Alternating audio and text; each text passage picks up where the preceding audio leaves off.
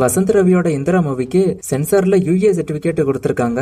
August 22 movie release ஆகும். Gopi and சுதாகரோட oh god beautiful மூவிக்கான ஃபர்ஸ்ட் லுக் இப்ப ரிலீஸ் ஆயிருக்கு. விஷ்ணு விஜயன் டைரக்ஷன் பண்ணிருக்காரு. மூவி சீக்கிரமே ரிலீஸ் ஆக போகுது. அனுஷ்காவோட காட்டி மூவிக்கான trailer and release date announcement August 6 வரப்போகுது. விஜய் சேதுபதி ஆக்டிங்ல அடுத்த ஒரு வெப் சீரிஸ் ஒன்று வரப்போகுது. இந்த வெப் சீரிஸுக்கான டப்பிங் இப்ப ஸ்டார்ட் ஆயிடுச்சு. அண்டு விஜய் சேதுபதியோட தலைவன் தலைவி படம் இப்போ வரைக்கும் 75 கோடி கிட்ட வசூல் பண்ணிருக்கு. வசூல் எப்படி போச்சுன்னா கண்டிப்பா 100 கோடி வசூல் அடிக்கும். மகாராஜா படத்துக்கு அடுத்து விஜய் சேதுபதிக்கு ஒரு பிளாக் பஸ்டர் படம் இந்த தலைவன் தலைவி. துல்கர் சல்மான் 41 மூவிக்கான பூஜை இன்னைக்கு நடந்திருக்கு. ரவி நீலக்குடி டைரக்ஷன் பண்றாரு. துல்கர் சல்மான் பூஜை ஆக்டே நடிக்கிறாங்க. ஜிவி பிரகாஷ் மியூசிக் பண்றாரு. மூவிக்கான ஷூட்டிங் சீக்கிரமே ஸ்டார்ட் ஆக போகுது. சிவகார்த்திகேயனோட பராசக்தி மூவில இருந்து ஒரு புது ஸ்டில் இப்ப ரிலீஸ் ஆயிருக்கு. மூவிக்கான ஷூட்டிங் பொள்ளாச்சியில போச்சு. அந்த ஷூட்டிங் இப்ப முடிச்சிட்டாங்க. அடுத்த ஷெட்யூல் சீக்கிரமே ஸ்டார்ட் ஆகும். சிம்புவோட STR 49 படத்தை ஃபர்ஸ்ட் ராம்குமார் பாலகிருஷ்ணன் தான் டைரக்ஷன் பண்றதா இருந்துச்சு. பார்க்கிங் படத்தோட டைரக்டர். இப்ப அந்த படம் தள்ளி போய் தான் வெற்றிமாறன் கூட படம் நடக்குது. இப்ப இந்த படம் ஏன் தள்ளி போச்சுன்னு டைரக்டரே சொல்றாரு. என்னன்னா மூவிக்கான ரைட்டிங் ஒர்க் ஃபுல்லா முடிக்கல. டைரக்டர் ரைட்டிங் ஒர்க் இன்னும் நல்லா பண்ணிட்டு வரேன்னு சொல்லிருக்காரு. சோ ரைட்டிங்ல எந்த காம்ப்ரமைஸும் வேணாம் அப்படின்னு தான் சிம்பு இந்த ப்ராஜெக்ட் தள்ளி வச்சுட்டு வெற்றிமாறன் கூட படம் பண்ணிட்டு இருக்காரு. இந்த மூவிக்கான ரைட்டிங் ஒர்க் ஃபுல்லா முடிஞ்சதும் இந்த படம் ஸ்டார்ட் ஆகும்.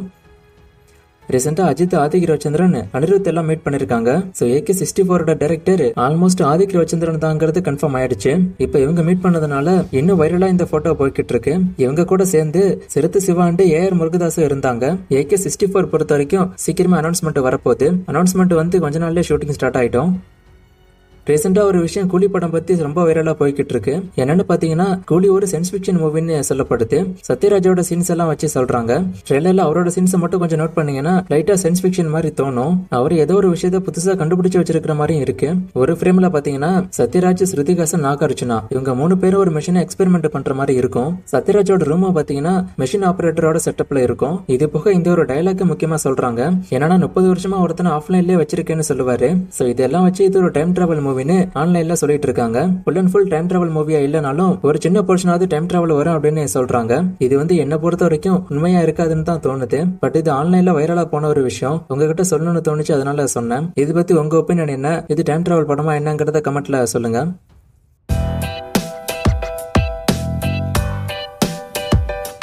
கூலி ட்ரெய்லருக்கு அப்புறம் படத்துக்கான ஹைப் இன்க்ரீஸ் ஆயிருக்கான்னு கேட்டிருக்காரு. கண்டிப்பா இன்க்ரீஸ் ஆயிருக்கு தான். பட் ட்ரெய்லர் அவங்க எப்படி கட் பண்ணிருக்காங்கன்னா ஓவர் ஹைப் ஆகாத மாதிரி தான் கட் பண்ணவே செஞ்சிருக்காங்க.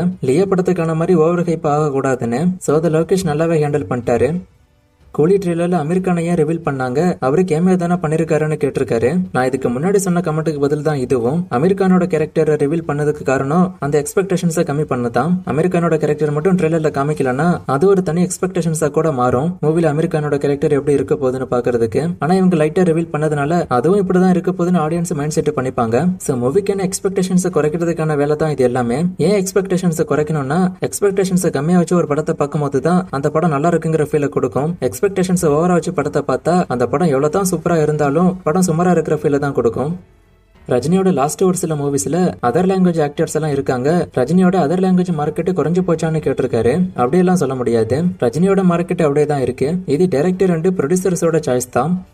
வெங்கட் பிரபுவோட அடுத்த படம் பத்தி கேட்டிருக்காரு. சிவகார்த்திகேயன் கூட தான் சீக்கிரமே மூவிக்கான ஷூட்டிங் ஸ்டார்ட் ஆக போகுது. கூலி ஆடியோ லான்ச் எப்போ டிவில வரும்னு கேட்டிருக்காரு. மோஸ்டா இந்த வாரம் அதுக்கான அப்டேட் வந்துடும். உங்ககிட்ட நான் ஒரு அப்டேட் கேட்டா நீங்க சொல்லவே மாட்டீங்கன்னு சொல்லிருக்காரு. நீங்க கேட்கிற அப்டேட் என்னன்னா சூர்யா 48, 49, 50 எல்லாம் எப்போ வரும்னு கேக்குறீங்க. சூர்யா 45 எனக்கு ரிலீஸ் ஆகல. அடுத்து 46, 47 எல்லாம் இருக்கு. 48, 49க்கு போனீங்கன்னா அதுக்குள்ள அப்டேட் எப்படி வரும்? அப்டேட் வர தான் சொல்ல முடியும்.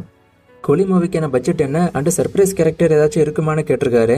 கண்டிப்பா மூவிக்குள்ள இருக்க வாய்ப்பு இருக்கு. ஏஜென்டினா மாதிரி இல்ல வேற ஏதாச்சும் ஒரு பெரிய ஆக்டரை கூட உள்ள கேமியாவா வச்சிருக்கவும் வாய்ப்பு இருக்கு. நான் இதை பத்தி ஆல்ரெடி சொல்லியிருக்கேன். அம்பளி 2 இப்போதைக்கு வராது.